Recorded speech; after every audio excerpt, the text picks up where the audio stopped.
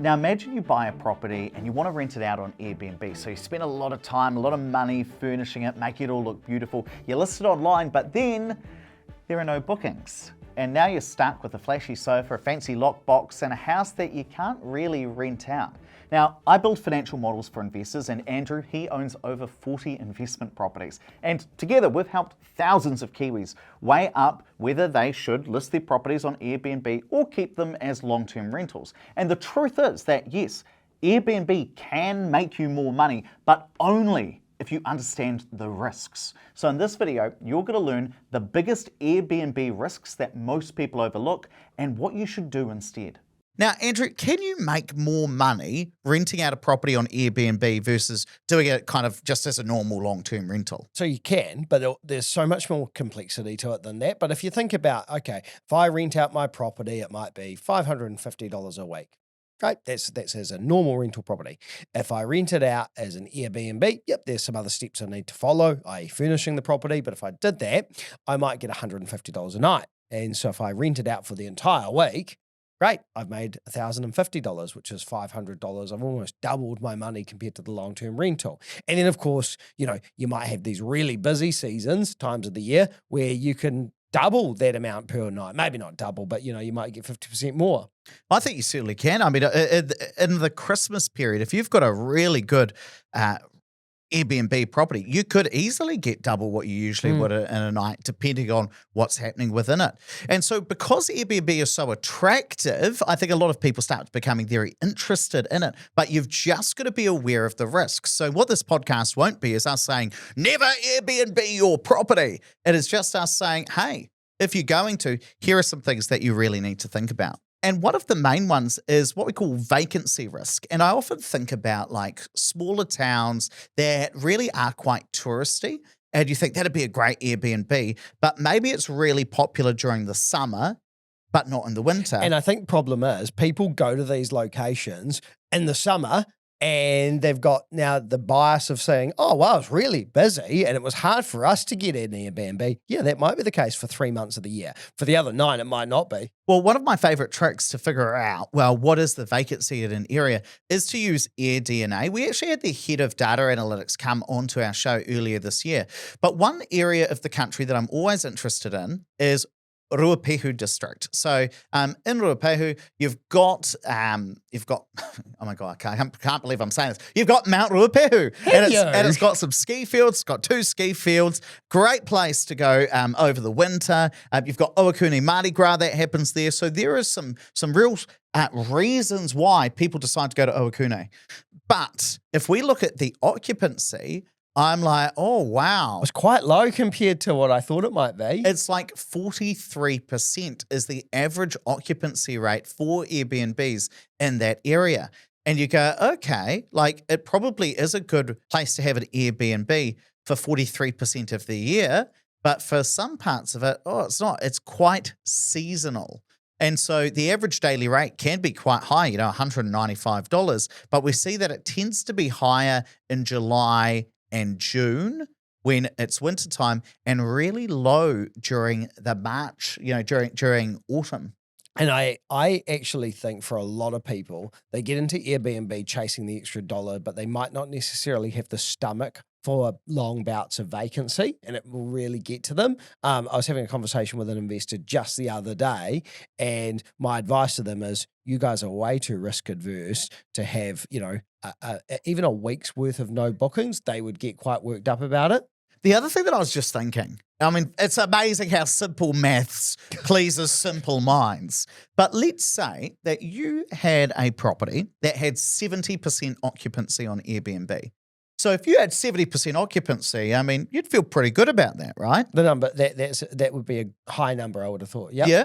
But that means that you've got 30% vacancy, right? Yeah. Well, 30% vacancy is like 3.5 months of the year. That's quite a lot when you put it, compact it like that. It's just over 15 weeks. So almost 4 months of the year.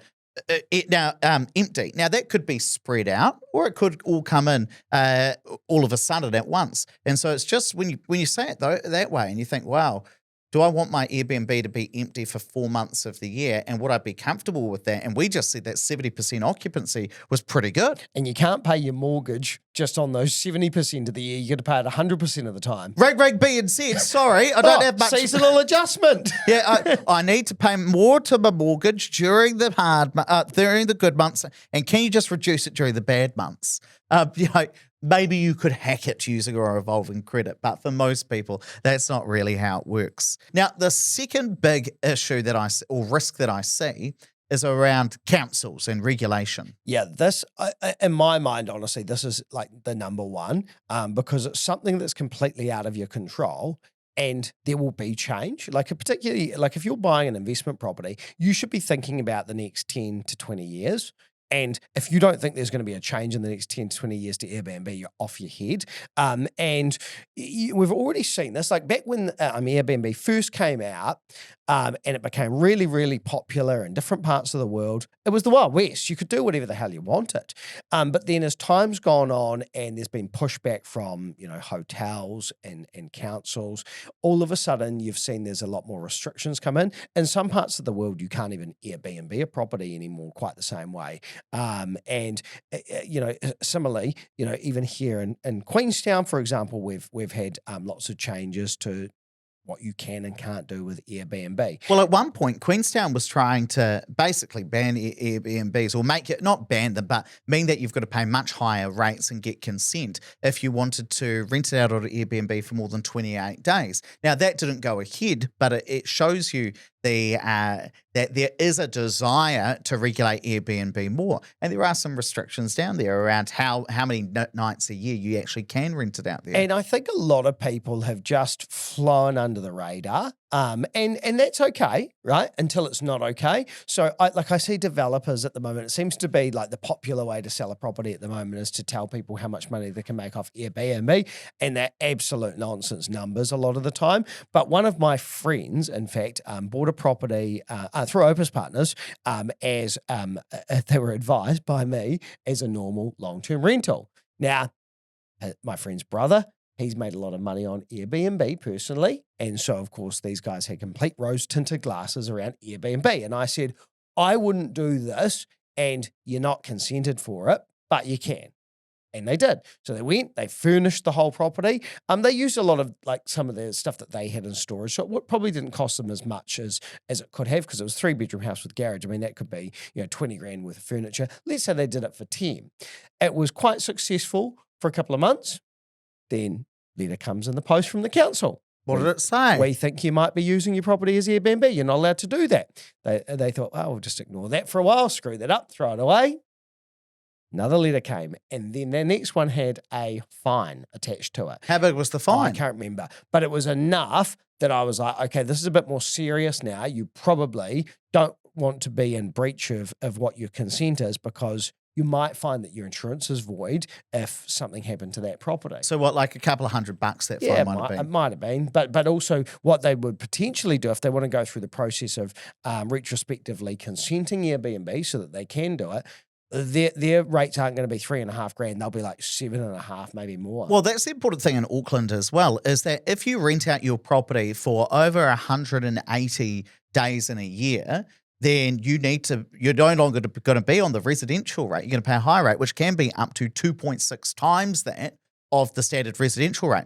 And it's really funny because I was recently sitting next to, at a dinner, somebody who's a politician who's quite high up in council, and we were talking about how there is a push from the national government at the moment to cap rates rises, so that the council will not be able to continually increasing rates again and again and again and again. Would this include properties that were then consented for Airbnb? Because then it's commercial. It would be the average increase in residential rates. Right. And so one way to get around that, if the government decided to cap rates, is, well, that's fine. We'll just go after all of the properties that are meant to be paying higher rates that are currently on Airbnb but have been flying under the radar. So that wouldn't count as them increasing their rates pool, and that'd be a way to get more income. Whereas in the past, they haven't gone after it. And it's funny because I know in the show in the past we have said, the councils have been pretty relaxed at how they're policing some of this.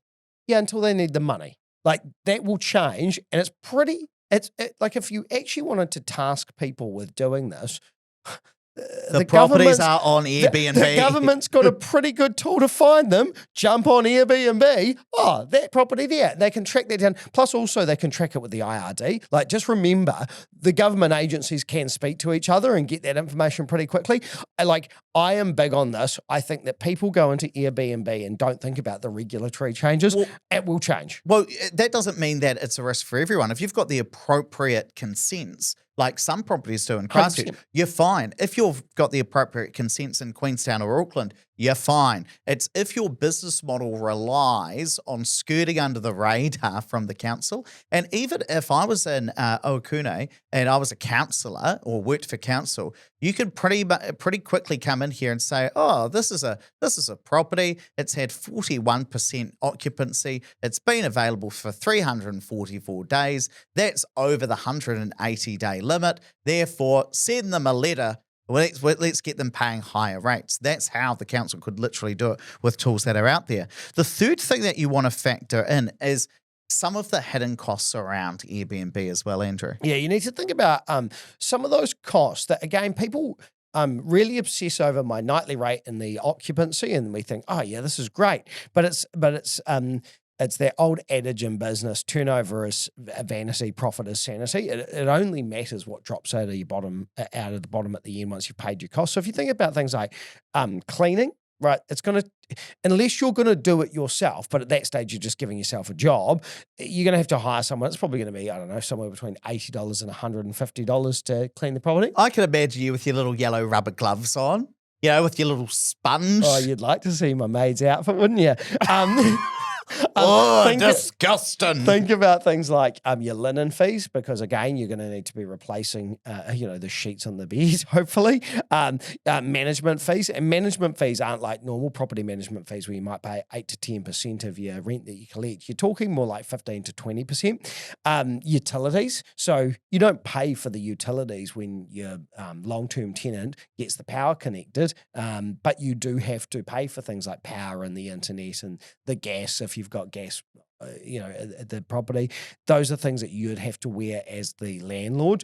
And there's also just going to be other things like consumables. Like most Airbnbs are going to have soaps and all of that kind of jazz. Oh, your teas, your coffees, your salt grinder, and then somebody messes it up. And then salt grinders are very easy to mess up. I think I've messed up 2 or 3 of them just this year, Andrew. So you got to buy some more of them. Like either you are buying cheap pepper grinders, or you're not right in the head, or both. But I think, and B. But I think maybe the most expensive component to the hidden cost is actually the setup. Like, to set up an Airbnb, it's not like you can just you put your old couch in there and your dusty old mattress. Like, you probably your expectation for most people when they go and rent an Airbnb is this, close to a hotel room. And so you're going to have to put reasonable furniture and reasonable setups in there. And it's everything. Like, it is cutlery and it's cups and all that kind of jazz. And I was speaking to an investor recently who had a property in Wellington. It was an apartment and he was,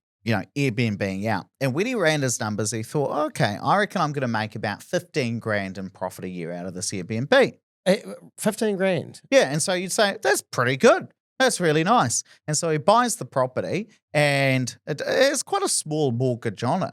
But then there were all of these hidden costs. So it wasn't just the management fee, but the linen fee, which I think was like $7 a night or something. Which, because you got to pay for the sheets. $7 a night. Oh, that's not very much, but it all adds up. And then because it was an apartment, there was like I think this was ridiculous, but it was like a lobby key box. Oh, yeah. So there was like a rental fee. So to have the lockbox with the keys in it in the lobby of this apartment building, they were charging him for that. And there was just cost on cost on cost. And there's a cost to refill the soaps, and there's a cost to refill that. And you go, holy heck. All of a sudden, I think rather than making 15 grand a year, he ended up making something like 1,600. Which, I mean, at that stage, it's still great, still making money, but it's way less than what you're expecting. And it doesn't take much in terms of, okay, well, now in a few years' time, I've got to completely replace some of that furniture. That's $1,600 a year. Hasn't really paid for it. And I just want to emphasize again, we are not saying Airbnb bad, don't do it.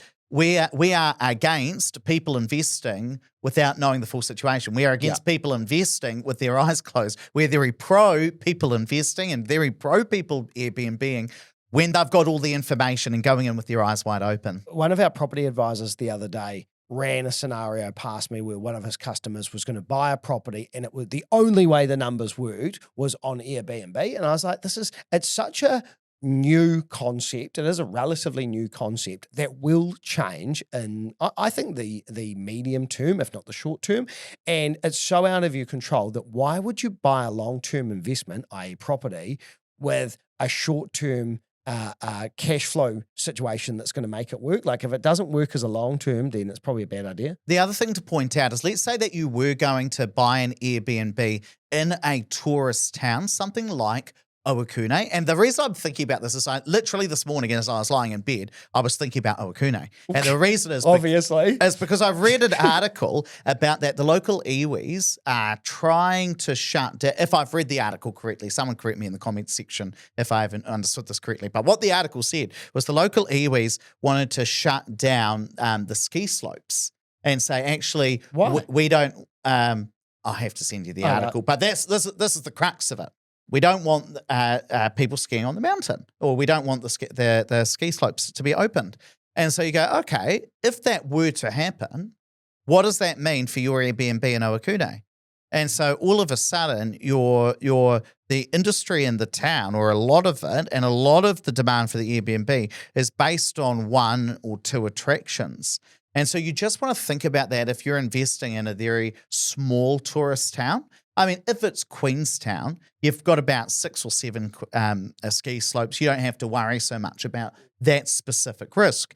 You might worry about other risks, like what if tourism doesn't keep performing? But if you're looking at very specific small towns, just think about some of those additional risks and make sure there's enough going on in that town where it still makes sense as a long-term rental. And so that's the other thing I'm very, very pro. Having said that, how much extra would somebody usually make out of Airbnb compared to a long-term rental? We've done a few different scenarios, and I think we did one on one of your apartments, and I'm pretty sure it worked out to be that you could potentially make an extra $150 a week. Yeah. Which, nothing wrong with that. Like, $150 is a lot of money, particularly if you went and use that to pay off your mortgage.